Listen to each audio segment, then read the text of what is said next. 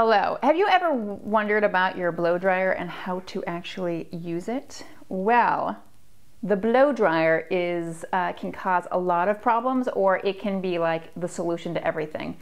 There are a few things that are really important to understand about your blow dryer and how to choose the best one for you.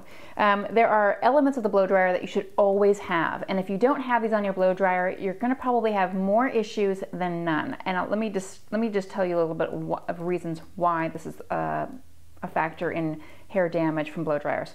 So there's a couple different things. There's a hot section, a cold section, and a warm section. And then there's high wind and low wind. Now the wind, whether it's high or low, doesn't matter, because it's really all about, basically, it's just natural air. So it can't really do any harm.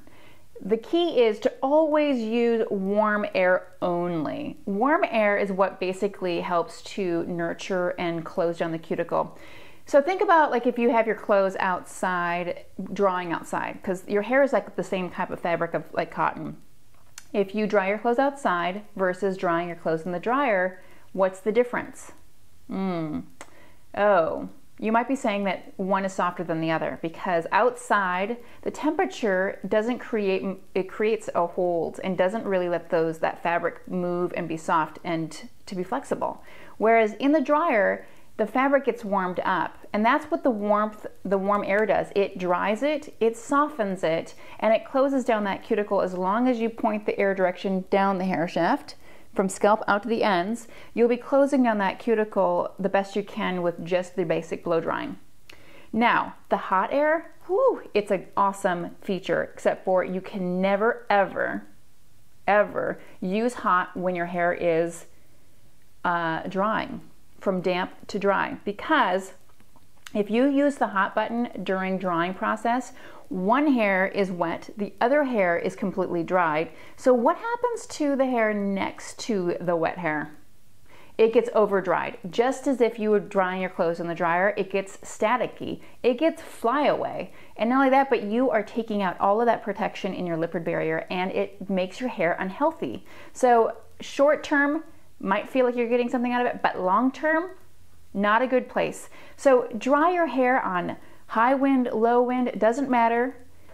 It's all about that warm air only, and pointing the air, like not up the hair shaft, but down the hair shaft, is the most important thing. And hot is for bending and molding and shaping. So if you're using hot air, that's when you pull out the round brush. That's when you start to create a bend or a flip or something to overstretch that cuticle to help pull it down. Because remember, we talked about earlier in some of those other videos that your hair, when it's wet, is 20% longer, and then it shortens 20% when it's dry. So that means that I can take my round brush and pull on it with my blow dryer in the heat to stretch it back to that 20%, just to the extra pull and softening. And then I use the cold button. Now that's where you get the awesome effect, because when you have something that's all nice and warm, the cold button stiffens it, which means that if it's cold, it's not going to cool down at room temperature. It means that I like where it's at, and it's going to stay all day long. Now, if you're going to be throughout the day want volume at your scalp, and you want it to have this sort of volume in the corners, now hot air when it's dry, then cold air on the same direction, and as you pull it back over to the other side, it's going to sit up at the roots, which means that you're going to get more longer lasting volume than you normally would. Now check out the blow drying technique on creating volume and the best way to blow dry your hair for your facial features in the other videos to come. I hope this is helpful about your blow dryer. It's very important. This tool can be a very huge asset. I look forward to seeing your success, and if this makes sense.